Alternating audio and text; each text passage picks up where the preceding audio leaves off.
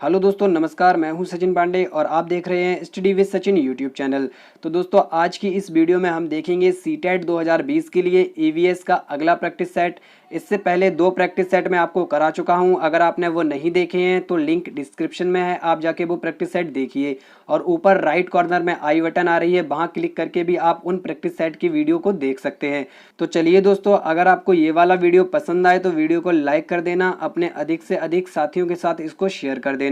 और दोस्तों, अगर आपने हमारे चैनल को सब्सक्राइब नहीं किया है तो प्लीज़ चैनल को सब्सक्राइब कर लेना।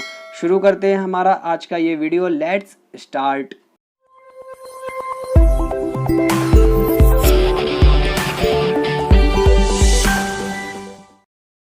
तो चलिए दोस्तों, हमारा आज का पहला प्रश्न है, अपने पर्यावरण की स्वच्छता और शुद्धता का मूल्यांकन करना प्रमुख उद्देश्य है। तो दोस्तों, यहाँ पर जो हमारा विकल्प सही है आपका, यहाँ पे ऑप्शन बी सही है, भावनात्मक क्षेत्र का। अगले प्रश्न को देखेंगे। यहाँ पर हम अगले प्रश्न में दोस्तों हमसे पूछा जा रहा है, प्राथमिक स्तर पर पर्यावरण अध्ययन के शिक्षण में कहानियों और कविताओं का प्रभावी ढंग से उपयोग किया जा सकता है। पर्यावरण अध्ययन में इनके उपयोग का मुख्य उद्देश्य है। तो यहाँ दोस्तों हमारा जो विकल्प सही है आपका विकल्प ए सही है, सीखने के लिए संदर्भगत वातावरण प्रदान करना। अगले प्रश्न की ओर बढ़ते हैं। हमारा अगला तीसरा प्रश्न यहाँ पे देखिए है, बीटी कपास क्या है। तो दोस्तों, बीटी कपास आपका एक ट्रांसजेनिक पौधा होता है। ठीक है, यहाँ पर ऑप्शन डी आपका करेक्ट है। अगले क्वेश्चन को देखिएगा, दूषित जल पीने से निम्न में से कौन सी बीमारी होती है। तो दोस्तों, आपको पता होना चाहिए, दूषित जल पीने से हमें टाइफाइड हो जाता है। ऑप्शन सी आपका यहाँ पे करेक्ट है। अगले प्रश्न को देखेंगे, निम्न में से कौन द्विबीजपत्री पौधा है। तो यहाँ पर आपका सरसों जो है वह द्विबीजपत्री होता है, चना आपका द्विबीजपत्री होता है। ऑप्शन डी आपका यहाँ पे करेक्ट है। अगले प्रश्न को देखिएगा दोस्तों, प्रश्न संख्या 6 में आपसे पूछा जा रहा है, वायुमंडल में 99% भाग पर किन 2 गैसों का विस्तार है। यहाँ आपका उत्तर सही होगा ऑप्शन ए, ऑक्सीजन और नाइट्रोजन। क्योंकि दोस्तों नाइट्रोजन जो आपकी होती है वो 78% होती है और आपकी ऑक्सीजन जो होती है वो आपकी 21% होती है। देखिए हो गया ना 99%। तो इन्हीं 2 गैसों का 99% जो विस्तार है वायुमंडल में हो रखा है। ठीक है दोस्तों, अब बढ़ते हैं हमारे अगले प्रश्न की तरफ। निम्नलिखित में से कौन सा आग्नेय चट्टान का उदाहरण है। तो यहाँ पर दोस्तों बेसाल्ट जो होता है वो आपका आग्नेय चट्टान होती है। ज्वालामुखी का जो लावा निकल के बाहर जम जाता है और रूपांतरित होकर एक आग्नेय चट्टान का रूप प्रदान कर लेता है। ठीक है दोस्तों, अगले प्रश्न को यहाँ पर देखेंगे हम। अगले प्रश्न में दोस्तों देखिए हमसे पूछा जा रहा है, एक गिलास पानी में चुटकी भर नमक घोल दिया जाए तो जल का स्तर समान होगा। तो दोस्तों यहाँ आपको बताना है कि जल का स्तर कैसा होगा। तो हम अपने ऑप्शन देख लेते हैं, एक समान होगा, घट जाएगा, बढ़ जाएगा या इनमें से कोई नहीं। तो दोस्तों यहाँ हमारा जो आंसर सही है एक समान होगा। ठीक है, आप देखिएगा अगले प्रश्न को, हरी खाद से तात्पर्य है। तो यहाँ पर जो हरी खाद है वो आपकी लेम्यूनस पौधों की हरी फसल उगाना ही कही जाती है, इसी को हम कहते हैं हरी खाद। ओके दोस्तों, अगले प्रश्न को देखिएगा। अगला प्रश्न यहाँ हमारा है, प्रक्रिया जिसके द्वारा पौधे प्रजनन करते हैं कहलाती है। तो दोस्तों पौधों में जो प्रजनन होता है उस प्रक्रिया को हम परागण कहते हैं। ऑप्शन डी आपका यहाँ पर करेक्ट है। अब दोस्तों देखिएगा अगले प्रश्न 11 को, वन अधिकार अधिनियम 2006 का मूल्य उद्देश्य है। तो यहाँ पर दोस्तों हमारा जो ऑप्शन करेक्ट है वो आपका बी ऑप्शन करेक्ट है। पारंपरिक रूप से वनों में रहने वाले समुदायों के अधिकारों को मान्यता देना, यही आपका वन अधिकार अधिनियम 2006 का मूल उद्देश्य है। अब देखेंगे हमारे अगले प्रश्न 12 को। अगले प्रश्न 12 में दोस्तों यहाँ आपसे पूछा जा रहा है, मृत सागर क्या है। तो दोस्तों मृत सागर यहाँ पर आपका देखिए दोस्तों, मृत सागर वो होता है जिसमें जो महासागरों और सागरों से ज़्यादा नमकीन पानी होता है। इसीलिए आपका जो यहाँ पे ऑप्शन करेक्ट है वो आपका विकल्प डी करेक्ट है। अगले प्रश्न को देखिएगा दोस्तों। अगले प्रश्न 13 में पूछा जा रहा है, किस राष्ट्रीय उद्यान को पूर्व में हेली राष्ट्रीय उद्यान कहा जाता था। तो यहाँ हमारा जो आंसर सही है, जिम कॉर्बेट जो नेशनल पार्क है उसको पहले हेली नेशनल पार्क कहते थे। ठीक है दोस्तों, यहाँ पर अगले क्वेश्चन 14 में देखते हैं हम, प्रकाश संश्लेषण की क्रिया में हरे पौधों द्वारा बाहर निकलने वाली गैस है। तो दोस्तों प्रकाश संश्लेषण की क्रिया में पौधे ऑक्सीजन को रिलीज करते हैं, यहाँ हमारा ऑप्शन भी करेक्ट है। ओके दोस्तों, अब देखेंगे हमारे अगले क्वेश्चन को। अगला क्वेश्चन दोस्तों हमारा यहाँ पे है 15 नंबर। उसमें पूछा जा रहा है आपको, चावल को पॉलिश करने पर कौन सा विटामिन नष्ट हो जाता है। तो यहाँ दोस्तों चावल को जब पॉलिश किया जाता है तो आपका थाइमीन जो होता है विटामिन, आपका ये जो है थाइमीन नष्ट हो जाता है। ठीक है दोस्तों, अगले क्वेश्चन को देखेंगे, यहाँ आपसे पूछा जा रहा है दिए गए कथन पर विचार करते हुए सही उत्तर का चयन करें। तो हम देख लेते हैं कथन हमारा क्या है। पर्यावरण अध्ययन सामाजिक ज्ञान और विज्ञान से संबंध रखते हुए भी पूर्ण रूप से सामाजिक ज्ञान और विज्ञान नहीं है। तो आपको यहाँ पर आप ऑप्शन पढ़ के देखिए, बताना है कि कौन सा ऑप्शन आपका सही होगा। यहाँ ऑप्शन ए हमारा है कि कथन सही है, ऑप्शन बी आपका है कथन गलत है, ऑप्शन सी आपका है कथन जो है वो आंशिक रूप से सही है, और ऑप्शन डी आपका है कथन जो है आपका आंशिक रूप से गलत है। तो दोस्तों अगर हम बात करें इस कथन की, तो दोस्तों ये कथन एकदम सत्य है, आपका यहाँ पर ऑप्शन ए करेक्ट है। देखिए दोस्तों, पर्यावरण अध्ययन जो है वो सामाजिक ज्ञान और विज्ञान ही है, उसी से संबंध रखता है, लेकिन वह इनसे थोड़ा सा अभिन्न है, अलग है, इसलिए पूर्ण रूप से सामाजिक ज्ञान और विज्ञान नहीं है। चलिए दोस्तों, अब हम देख लेते हैं अगले प्रश्न को। अगले प्रश्न 17 में देखिए आपसे पूछा जा रहा है पर्यावरण अध्ययन विषय को रुचिकर बनाने हेतु इसका पाठ्यक्रम कैसा होना चाहिए। तो दोस्तों अब हम अपने ऑप्शंस पढ़ लेते हैं। ए ऑप्शन आपका है सुव्यवस्थित, बी ऑप्शन आपका है बच्चों के अनुभव पर आधारित, सी ऑप्शन आपका है स्वनियोजित, और डी ऑप्शन आपका है उपर्युक्त सभी विशेषता वाला। तो यहाँ हमारा आंसर विकल्प डी ही करेक्ट है, क्योंकि देखिए दोस्तों, एक पर्यावरण अध्ययन का विषय जो आपको रुचिकर बनाना है, तो आप में उसमें सारी व्यवस्थाएं रखनी होंगी। ये सुव्यवस्थित होना चाहिए, बच्चों के अनुभव पर आधारित हो और स्वनियोजित भी हो।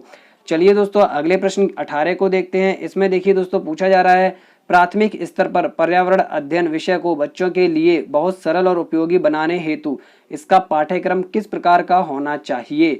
तो दोस्तों आपका जो उत्तर यहाँ सही है, ऑप्शन ए करेक्ट है, लचीला। देखिए दोस्तों, पाठ्यक्रम ऐसा होना चाहिए जिसमें समय समय पर बदलाव भी किया जा सके, इसलिए ये पाठ्यक्रम बोलेंगे हम लचीला होना चाहिए। चलिए दोस्तों अब हम देखते हैं अगले प्रश्न को।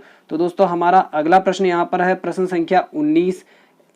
इसमें देखिए दोस्तों आपसे पूछा जा रहा है पर्यावरण अध्ययन शिक्षण में सबसे उचित टीएलएम यानी शिक्षण अधिगम सामग्री निम्नलिखित में से कौन सी होगी।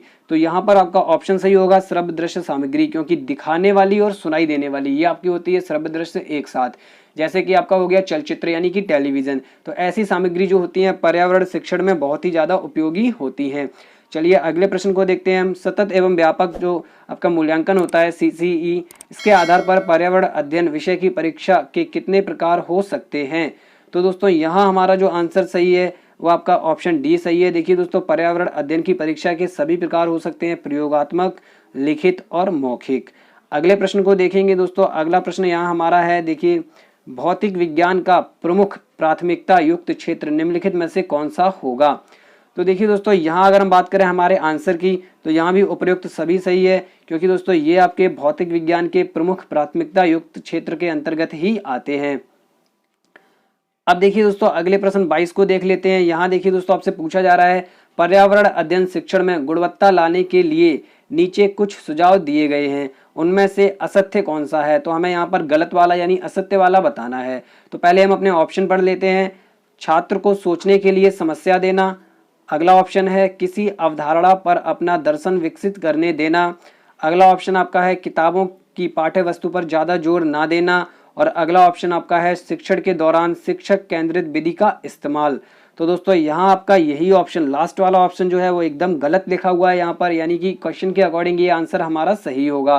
दोस्तों यही आपका कथन जो है वह असत्य है। पर्यावरण अध्ययन में हमें ऐसा बिल्कुल नहीं करना चाहिए, हमें शिक्षक केंद्रित विधि नहीं बल्कि छात्र केंद्रित शिक्षण की विधि अपनानी चाहिए। चलिए दोस्तों अगले प्रश्न को देखते हैं। अगला प्रश्न हमारा है पर्यावरण अध्ययन में पाठ्य वस्तु प्रस्तुतिकरण को प्रभावशाली बनाने के लिए निम्नलिखित में से क्या अपनाया जाए। तो यहाँ दोस्तों आपको अभिक्रमित अनुदेशन अपनाना चाहिए, यही ऑप्शन हमारा यहाँ पे करेक्ट होगा। अब दोस्तों देख लेते हैं हमारे अगले प्रश्न 24 को। यदि सभी पौधे नष्ट हो जाएं तो जंतु भी मर जाएंगे, ये ऐसा क्यों होगा आपको ये बताना है। ऑप्शन पढ़ते हैं। ए ऑप्शन आपका है ठंडी हवा के अभाव से, बी ऑप्शन आपका है भोजन के अभाव से, सी ऑप्शन आपका है लकड़ी के अभाव से, और डी ऑप्शन आपका है ऑक्सीजन के अभाव से।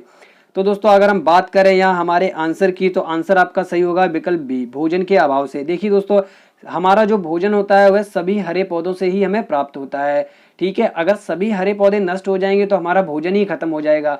रही बात आपकी बाकी अदर ऑप्शन के, देखिए दोस्तों हवा जो होती है वो पौधों से नहीं, वो तो एक नेचुरल है, प्रकृति में हवा ऑलरेडी ही है, और ऑक्सीजन भी प्रकृति में वायुमंडल में ऑलरेडी है। आपकी 21% ऑक्सीजन होती है वायुमंडल में, और लकड़ी का अभाव तो ये हमारे जीने के लिए अब आज की डेट में उपयोगी ज़रूरी नहीं है कि लकड़ी की वजह से हम अगर लकड़ी ना हो तो हम जिंदा ही ना रहें।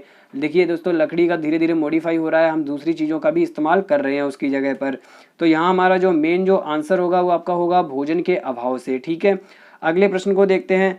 प्रोटीन सबसे अधिक होता है तो किस में होता है? अब दोस्तों बात करें यहाँ हमारे ऑप्शन के अकॉर्डिंग प्रोटीन सबसे अधिक होने की, तो ये आपका सोयाबीन में होता है। ठीक है दोस्तों, आप देख लीजिए सोयाबीन में प्रोटीन की मात्रा बहुत ही अधिक होती है।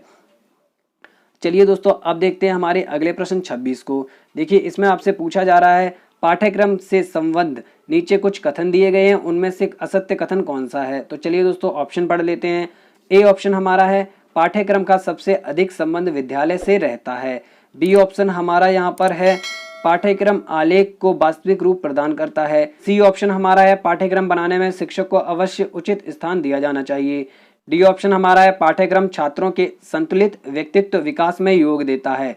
तो दोस्तों यहाँ हमारा जो ऑप्शन असत्य है, देखिए दोस्तों हमारा जो आंसर सही है यानी कि कथन जो यहाँ पे असत्य है वो आपका ए है। ठीक है, पाठ्यक्रम का जो सबसे अधिक संबंध है वो विद्यालय से नहीं होता है दोस्तों। ये आपका पाठ्यक्रम का जो संबंध होता है बच्चों के व्यक्तिगत और सर्वांगीण विकास के लिए ही पाठ्यक्रम बनाया जाता है, ताकि बच्चों पर पढ़ाई के लिए ज़्यादा लोड ना पड़े। तो हम एक समय सीमा के अंतर्गत एक आपका विषय वस्तु को निर्धारित कर देते हैं। ठीक है, चलिए देखते हैं अगले प्रश्न 27 को। अगले प्रश्न में हमसे पूछा जा रहा है पाठ्य पुस्तकों के संदर्भ में नीचे कुछ तथ्य दिए गए हैं, उनमें से असत्य तथ्य कौन सा है? यहाँ भी हमें असत्य तथ्य चुनना है। तो हम पहले अपने ऑप्शन देख लेते हैं। देखिए दोस्तों, ए ऑप्शन आपका है पाठ्य पुस्तक से शिक्षण प्रक्रिया सीमित हो जाती है। बी ऑप्शन आपका है पाठ्य पुस्तक शिक्षण की सहायक सामग्री है। सी ऑप्शन आपका है पाठ्य पुस्तकों से छात्रों के आत्मविश्वास में वृद्धि होती है। और डी ऑप्शन आपका है पाठ्य पुस्तकें छात्रों के मानसिक विकास में सहायक नहीं होती हैं। तो दोस्तों यहाँ पर जो असत्य तथ्य लिखा है वो आपका डी ऑप्शन में लिखा है। देखिए दोस्तों, पाठ्य पुस्तक जो होते हैं वो छात्रों के मानसिक विकास में सहायक होती हैं, यहाँ पर नहीं लिख दिया है। तो ये आपका आंसर जो है, ये जो कथन है ये असत्य हो जाएगा, यही हमारा उत्तर सही होगा। चलिए देखते हैं अगले प्रश्न 28 को। यहाँ देखिए दोस्तों, आपसे पूछा जा रहा है पाठ्य पुस्तकों के संदर्भ में कौन सा गलत है, कथन यहाँ पर कौन सा गलत है। ए ऑप्शन देखते हैं पाठ्य पुस्तक के प्रयोग से छात्र पुनरावृत्ति कर सकते हैं, ये बात तो भाई सही है। अगले ऑप्शन बी को देखते हैं पाठ्य पुस्तक अध्यापक को उसके उद्देश्य से परिचित कराती है, ये भी ऑप्शन आपका सही है। सी ऑप्शन देखते हैं हम पाठ्य पुस्तक के प्रयोग से छात्र का सर्वांगीण विकास किया जा सकता है। अभी हम इस ऑप्शन को यहाँ पर अलग रख लेते हैं, देखते हैं या सही है या नहीं। डी ऑप्शन पहले पढ़ लेते हैं, पाठ्य पुस्तकों की सहायता से छात्र कक्षा कार्य तथा गृह कार्य कर सकते हैं। तो दोस्तों हमारा यहाँ पर सी ऑप्शन जो है वह गलत लिखा हुआ है। सर्वांगीण विकास ओनली पाठ्य पुस्तक से नहीं होता है। देखिए दोस्तों, इसके लिए हमें बच्चों में अलग अलग प्रकार से शिक्षण विधियों का प्रयोग करके हम उनको अलग अलग चीज़ों से, जैसे आपकी खेल आधारित शिक्षा हो गई, ठीक है, गतिविधि आधारित हो गई, ये सारी चीज़ें कराई जाती हैं। सामूहिक शिक्षा, सब कुछ कराने पर आपका उनमें सर्वांगीण विकास हम कर सकते हैं, केवल पाठ्य पुस्तक से नहीं कर सकते हैं। चलिए दोस्तों, अब देखते हैं हमारे अगले प्रश्न को। अगले प्रश्न में दोस्तों यहाँ पे लिखा हुआ है, देखिए 29वें प्रश्न में निम्नलिखित में से कौन सी परंपरागत सहायक सामग्री में आती हैं?